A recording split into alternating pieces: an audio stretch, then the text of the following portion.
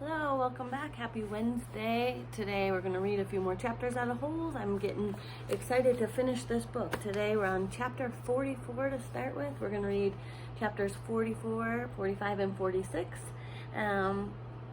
because we're getting so close to finishing. Stanley tried to sleep, not knowing when he would get the chance again. If you remember from the last chapter, they're in a hole. They're waiting for everyone to go to bed back at Camp Green Lake so that they can go and find the hole where he found the lipstick and try to see if there's any treasure in there. So he heard the showers and later the sounds of dinner. He heard the creaking of the rec room door. His fingers drummed against the side of the hole. He heard his own heartbeat. He took a drink from the canteen that he had given Zero the water jars. They each had a good supply of onions. He wasn't sure how long he remained in the hole, maybe 5 hours. He was surprised when he heard Zero whispering for him to wake up. He didn't think he had even fallen asleep. If he had, he thought it must have been just for the last 5 minutes, although when he opened his eyes, he was surprised at how dark it was. There was only one light on in the camp, in the office. The sky was cloudy, so there was very little starlight. Stanley could see a sliver of moon which appeared and disappeared among the clouds. He carefully led Zero to the hole, which was hard to find in the darkness. He stumbled over a small pile of dirt. "I think this is it," he whispered. "You think?" Zero asked. "It's it," said Stanley, sounding more certain than he really was. He climbed down. Zero handed him the shovel. Stanley stuck the shovel into the dirt at the bottom of the hole, and he stepped on the back of the blade. He felt it sink beneath his weight. He scooped out some dirt and he tossed it off to the side, and then he brought the shovel back down again. Zero watched for a while. "I'm going to go try to refill the water jars," he said. Stanley took a deep breath and exhaled. "Be careful," he said, and then he continued digging. It was so dark that he couldn't even see the end of his shovel. For all he knew, he could be digging up gold and diamonds instead of dirt. He brought each shovelful close to his face to try to see if anything was in there before dumping it out of the hole. As he made the hole deeper, it became harder to lift the dirt up and out. It was 5 feet deep before he even started. He decided to use his efforts to make it wider instead. This made more sense, he told himself. If Kate Barlow had buried a treasure chest, she probably wouldn't have been able to dig much deeper, so why should he? Of course, Kate Barlow probably had a whole gang of thieves helping her. "You want some breakfast?" Stanley jumped at the sound of Zero's voice. He hadn't even heard him approach. Zero handed him down a box of cereal. Stanley carefully poured some cereal into his mouth. He didn't want to put his dirty hands inside of the box. He nearly gagged on the ultra-sweet taste. They were sugar-frosted flakes, and after eating nothing but onions for more than a week, he had trouble adjusting to the flavor. He washed them down with a swig of water. Zero took over the digging. Stanley sifted his fingers through the fresh piles of dirt in case he had missed anything. He wished he had a flashlight. A diamond no bigger than a pebble would be worth thousands of dollars, yet there was no way that he'd even see it. They finished the water that Zero had gotten from the spigot by the showers. Stanley said that he would go fill the jars again, but Zero insisted that he do it instead. "No offense, but you make way too much noise when you walk. You're too big." Stanley returned to the hole. As the hole grew wider, parts of the surface kept caving in. They were running out of room. To make it much wider, they would first have to move some of the surrounding dirt piles out of the way. He wondered how much time they had before the camp woke up. "How's it going?" Zero asked when he returned with the water. Stanley shrugged one shoulder. He brought the shovel down the side of the hole, shaving off a slice of dirt off of the wall. As he did so, he felt the shovel bounce off of something hard. "What was that?" Zero asked. Stanley didn't know. He moved the shovel up and down the side of the hole. As the dirt chipped and flaked away, the hard object became more pronounced. It was sticking out of the side of the hole, about 1.5 feet from the bottom. He felt it with his hands. "What is it?" Zero asked. He could feel a corner of it. Most of it was still buried. It had the cool, smooth texture of metal. "I think I might have found the treasure chest," he said. His voice was filled with more with astonishment than with excitement. "Really?" asked Zero. "I think so," Stanley said. The hole was wide enough for him to hold the shovel lengthwise and dig sideways and into the wall. He knew that he had to dig very carefully. He didn't want the side of the hole to collapse, along with the huge pile of dirt directly above it. He scraped at the dirt wall until he exposed one entire side of the box-like object. He ran his fingers over it. It felt to be about 8 inches tall and almost 2 feet wide. He had no way of knowing how far into the earth it extended. He tried pulling it out, but it wouldn't budge. He was afraid that the only way to get it out was to start back up at the surface again and dig down, and they didn't have time for that. "I'm going to try to dig a hole underneath it," he said, "and then maybe I can pull it down and slip it out." "Go for it," said Zero. Stanley jammed the shovel into the bottom edge of his hole and carefully began to dig a tunnel underneath the metal object. He hoped that it didn't cave in. Occasionally he would stop and stoop down and try to feel the far end of the box. But even when the tunnel was as long as his arm, he still couldn't feel the other side. Once again, he tried pulling it out, but it was firmly in the ground. If he pulled too hard, he feared that he would cause a cave-in.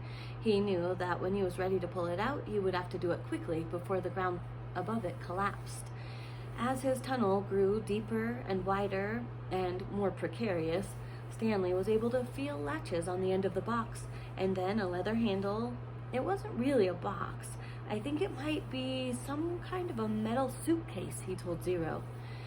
"Can you pry it loose with the shovel?" Zero suggested. "I'm afraid that the side of the hole will collapse." "You might as well give it a try," said Zero. Stanley took a sip of water. "Might as well," he said. He forced the tip of the shovel between the dirt and the top of the metal case, and he tried to wedge it free. He wished he could see what he was doing. He worked the end of the shovel back and forth, up and down, until he felt the suitcase fall free. And then he felt the dirt come piling down on top of it. But it wasn't a huge cave-in, and as he knelt down in the hole, he could tell that only a small portion of the earth had collapsed. He dug with his hands until he found the leather handle, and he pulled the suitcase up and out of the dirt. "I got it!" he exclaimed. It was heavy. He handed it up to Zero. "You did it," Zero said, taking it from him. "We did it," said Stanley. He gathered his remaining strength and he tried to pull himself up and out of the hole. And suddenly, a bright light was shining in his face. "Thank you," said the warden. "You boys have been a big help."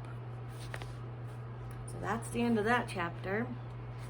We're on chapter 45. The beam of the flashlight was directed away from Stanley's eyes and onto Zero, who was sitting on his knees. The suitcase was on his lap.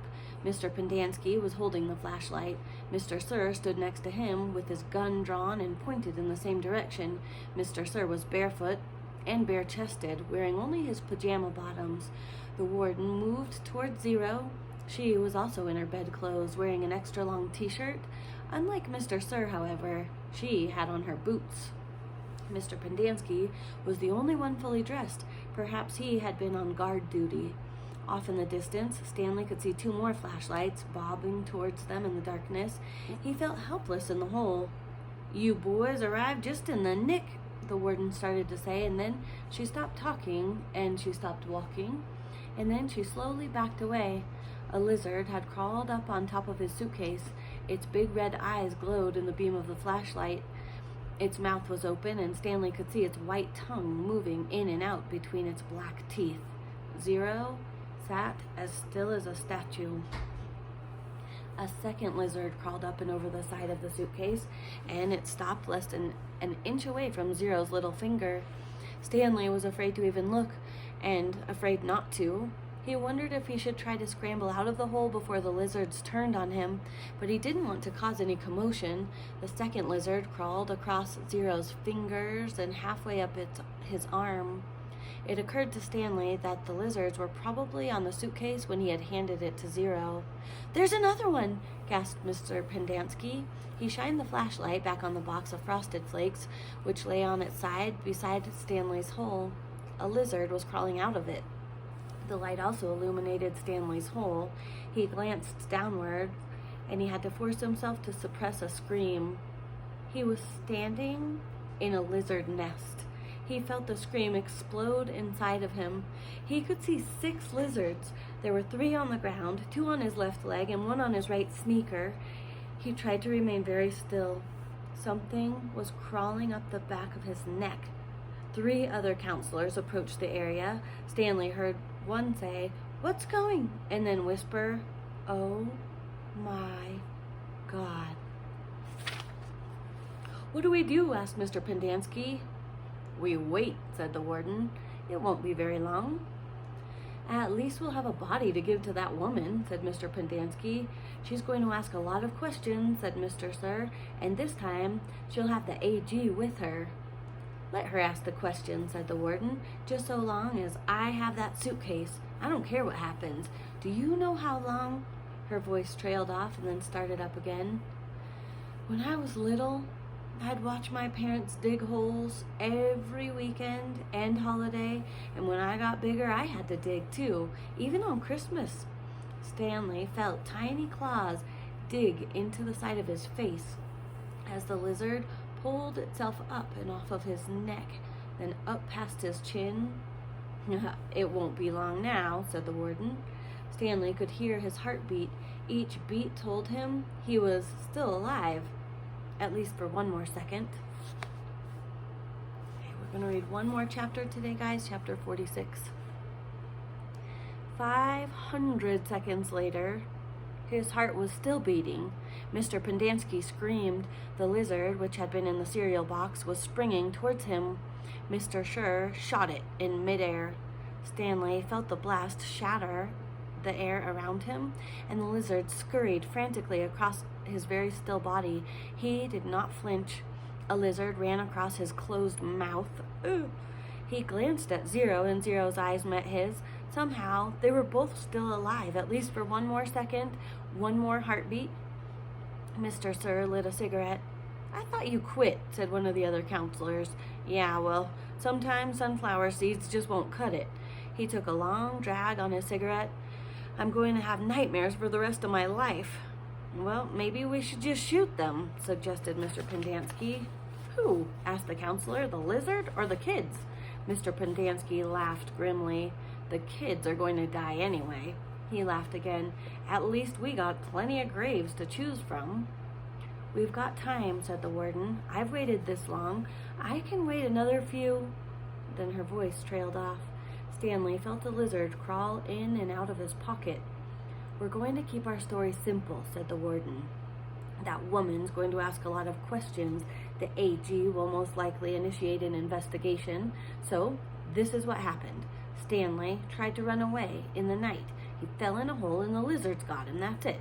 We're not even going to give them Zero's body. As far as anybody knows, Zero doesn't exist. Like Mom said, we've got plenty of graves to choose from." "Why would he run away if he knew he was getting released today?" asked Mr. Pendanski. "Who knows? He's crazy. That was why we couldn't release him yesterday. He was delirious and we had to keep watch over him so he wouldn't hurt himself or anybody else." "She's not going to like it," said Mr. Pendanski. "She's not going to like anything we tell her," said the warden. She stared at Zero and at the suitcase. "Why aren't you dead yet?" she asked. Stanley only half listened to the talk of the counselors. He didn't know who that woman was or what the AG meant. He didn't even realize that they were initials. It sounded like one word. AG. His mind was focused on the tiny claws that moved up and down his skin and through his hair. He tried to think about other things. He didn't want to die with the images of the warden, Mr. Sir, and the lizards etched into his brain. Instead, he tried to see his mother's face. His brain took him back to a time when he was very little, all bundled up in a snowsuit. He and his mother were walking hand in hand, mitten in mitten, when they both slipped on some ice and they fell and they rolled down a snow-covered hillside. They ended up at the bottom of the hill. He remembered he almost cried, but instead he laughed. His mother laughed too. He could feel the same lightheaded feeling that he felt then. Dizzy from rolling down the hill, he felt the sharp coldness of the snow against his ear. He could see flecks of snow on his mother's bright and cheery face. This was where he wanted to be when he died.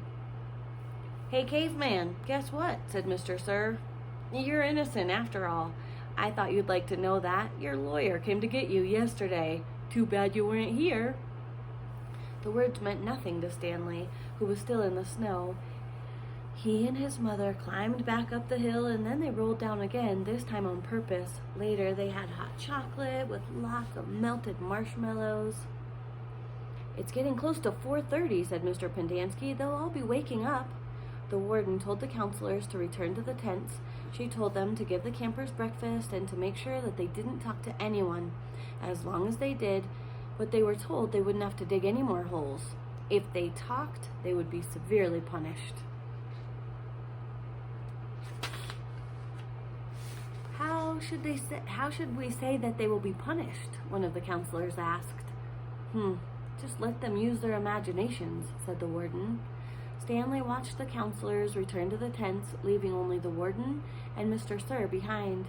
He knew the warden didn't care whether the campers dug any more holes or not. She had found what she was looking for. He glanced at Zero. A lizard was perched on his shoulder.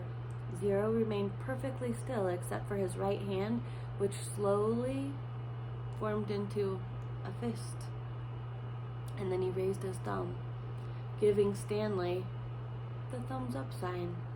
Stanley thought back to what Mr. Sir had said to him earlier and bits of the conversation that he had overheard. He tried to make sense out of it. Mr. Sir had said something about a lawyer, but Stanley knew his parents couldn't afford a lawyer. His legs were sore from remaining rigid for so long. Standing still was more strenuous than walking. He slowly allowed himself to lean against the side of the hole. The lizards didn't seem to mind. All right. We'll pick up with chapter 47 tomorrow. Have a good afternoon, guys.